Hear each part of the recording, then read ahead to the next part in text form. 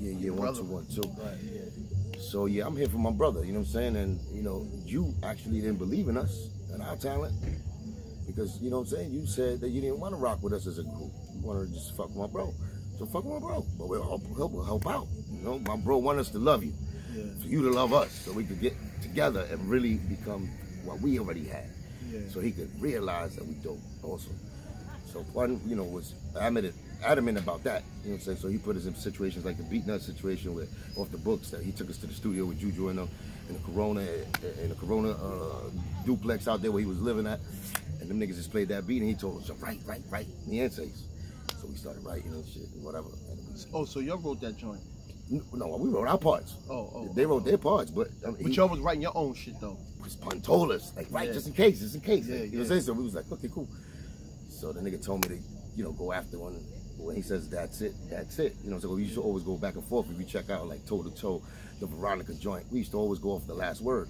So he made me do the that's it, yo, Punisher, pass it, the last, it's rappers that really blast your cash, getting Big Willie, niggas like Billy Baffert, you know what I'm saying, shit like that. Yeah. So that style already, that was us, you know what I'm saying, and I got a feature on that because my brother beasted on, you know what I'm saying. I felt funny because I was like, damn, man, nigga Joe gonna get mad because he gonna think we using his connects. Because, you know, he telling you where they need you and you bringing us, and that nigga don't like us like that. So it was always that. And I wasn't signed to Terror Squad or Sace wasn't signed to Terror. So he felt that type of shit too, like we use him. Like we gonna go do that and then we'll get another deal somewhere else. Like, and we never was thinking about that shit. We didn't know nothing about the game. Nigga, we just want you to fucking, let's roll together. Yeah. That was us, you know, on some primitive shit. And then, you know, after that off the book shit, that's when my name was high, whatever. You know, industry niggas started listening, and I was up next. It was a bit in war for me. And then he said, yeah, he started. That's when he started, you know. Yeah, well now he was a little, you know, lollipopping. So now I'm like, I'm still like happy that he accepted me, you know, because I was like, oh, no doubt, nigga, go ahead, nigga, you did that for my brother. Look what you did for my bro. I know you're gonna take care of me. So come on, man, let's do it. Let's rock together. You know what I'm saying? I signed a contract with him. He got me an Atlantic deal. You know what I'm saying? For like 2.4. I got 50,000 as an advance. I don't even know what he got. He was the middleman, so you know, I know he got a $10 million deal from Atlantic. He got a $10 million deal, right? On my shit. It was part of my deal. Part of my deal. Cuban Link signs 2.4, and he gets a $10 million contract for Terror Squad Records. Give him the $10 million. Plus, you know, he took from the top. He gave me an NSX. He bought me an NSX, a red car. Beautiful. I loved it because it was suppressing. My nigga accepted me. Oh shit, look where he treat me like a fucking G. He finally accepts me. Okay, the car was a fucking hoopty. He had a fucking problem that nobody could fix in the clutch. Great though, still mint condition, but it was about 10 years younger than what it was. It was like 92, and I got it in 98. Like 8 years. Oh, but still, I appreciate it. I crashed the shit one time, smashed it. That kind of total it. Drunk as fuck. Me and this guy Tocolio on and shit. At the time, it was my man. He was in there, and I fucking did the zigzag, and I zigged too much. Did a zig, and I fucking smashed the nigga car in the back. That shit just bended, like folded like a fucking foil.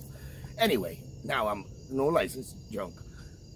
I get all the way to the Bronx to fucking what is that? White Plains over there. White Plains and White Plains Road? Under the train station, right there, by Parkchester. Yeah. I pull up to that gas station, and 10 fucking cops come at me because the whole front is smoking. Yeah. The wheel just is little because the shit was rubbing on the metal. So I'm like, I don't know what happened. You know what I'm saying? Then, you know, a guy that I knew from the cops, actually, his name is Ephraim Rivera. He actually he did the power shit. Yeah, I've seen that name before. Yeah, I got him inside too. He was a cop. You know, a gold shield too.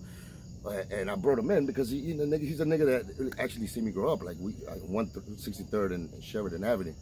When I came from Puerto Rico, from Cuba and all that shit. I went there and then I know the whole family, my niggas.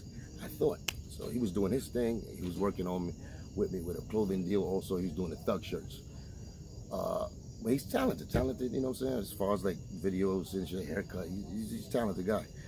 So I figured, yo, you with me, don't worry about it, you a cop shit. My nigga, you my nigga, you know what I'm saying? Yeah. And look, from that, he became fucking shooting videos and all of that for, you know, 50 Cent. To this day, he's done, you know, big time work.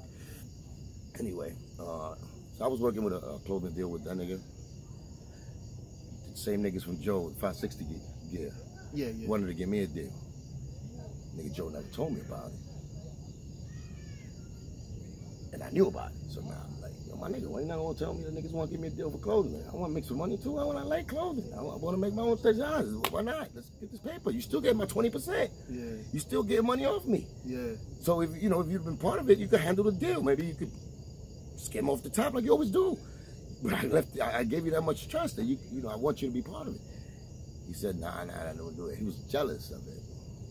Maybe they would start fucking with him, not fucking with me, whatever. Yeah. That became a problem because I was like, you know what? I'm still doing this shit. Fuck all that. I done gave you 20% of at least 80 shows that I've done in my fucking career without an album deal, without even signing to you. 80 shows. And let's say 7,000 to 10,000 a pop back then. So that's 20% to you. 10% to my other manager, was his Flex. Rest in peace, he passed away. That was the road manager. And then, of course, the government. So now, okay, and my DJ and all that, my hype man, all that shit.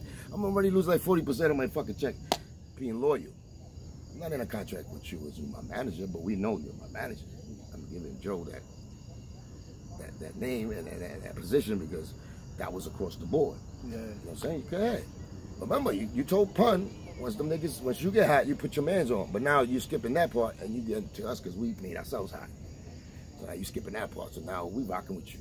That's family. Cool.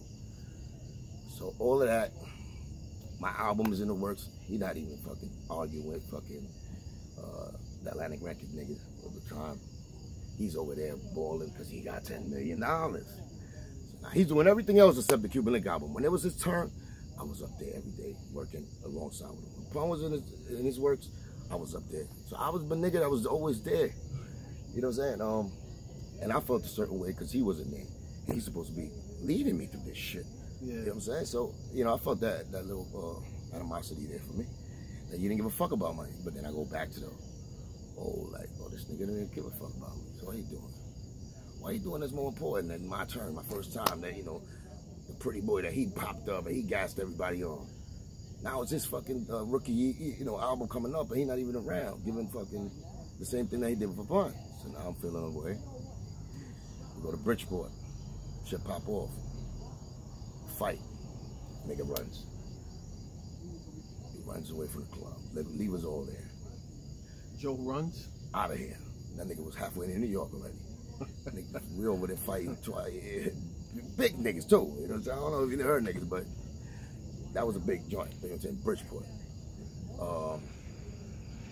Yeah, niggas pulling out and everything. We thumping. I'm thumping. I'm snuffing niggas. I'm doing whatever we doing. We thumping with the big dogs, big time niggas from over there. But it was a fight. Whatever. This nigga is already gone.